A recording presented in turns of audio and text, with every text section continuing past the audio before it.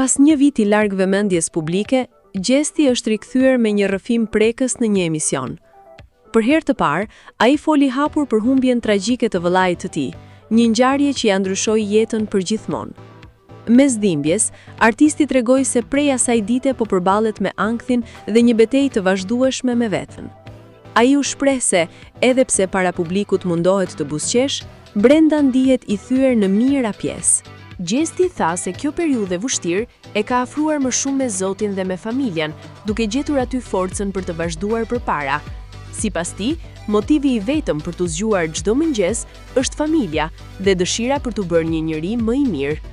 Mes emocionesh, këngëtari pranoi edhe pengun më të madh që mban në zemër, faktin që ndonjëherë i kishte folur ashpër të vëllait dhe që sot do të donte t'ja kishte plotësuar edhe më shumë dëshirat sa ishte gjallë.